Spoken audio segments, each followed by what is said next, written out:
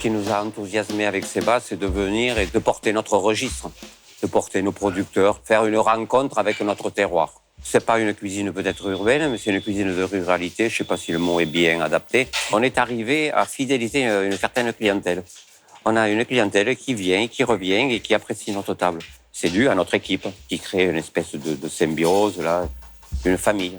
Donc on vient rencontrer la famille Obras. Ben, je ne me pose même pas la question puisqu'on fait une cuisine de saison. Le printemps, on va l'aborder avec des asperges, avec des pois. Moi, j'aime bien les asperges parce qu'on a un producteur qui nous les choisit au calibre qu'on veut. Je sais comment il traite sa terre, c'est un amoureux de sa terre.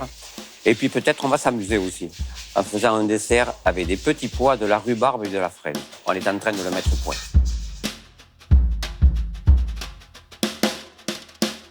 On a du printemps en permanence sur les assiettes. Alors, on a toute une panoplie de graines qui sont sur de la douceur ou qui sont sur du gnat, comme je l'appelle. Mais on a aussi des pousses qu'on aime bien traiter sur du dessert. On travaille des légumineuses de notre coin, là, la lentille blonde de la Planaise, entre autres. Et puis après, on a des producteurs un peu locaux dans le Lot-et-Garonne, sur la Bretagne. Donc, on a une déclinaison sur ces graines par rapport au sarrasin. J'adore le sarrasin. Et puis, c'est un petit clin d'œil au pays de M. Pinot.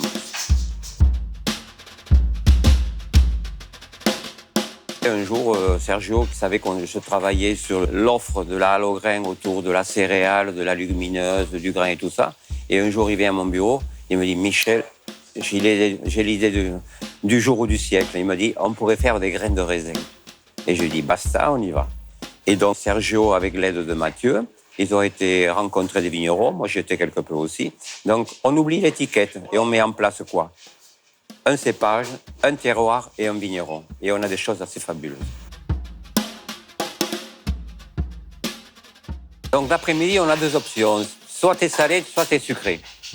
Donc, le salé, c'est des clins d'œil à notre territoire, avec des charcuteries, avec les fromages. Et puis après, on fait des tartes de l'instant aux légumes, qui cuisent dans l'instant. Elles cuisent en 7-8 minutes, donc c'est des tartes très fraîches. C'est le sucré, on a une collection de thé qui est assez intéressante.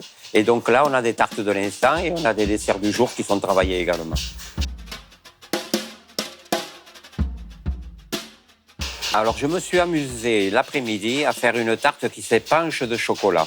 C'est une tarte avec une préparation à base de chocolat qui est juste glacée dessus. Et quand on la découpe, il y a le chocolat qui est là, qui s'épanche. C'est du bonheur.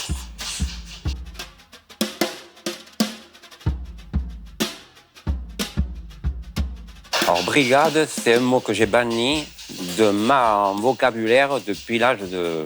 Faut que je compte? Non, on ne va pas compter parce que ça ferait trop...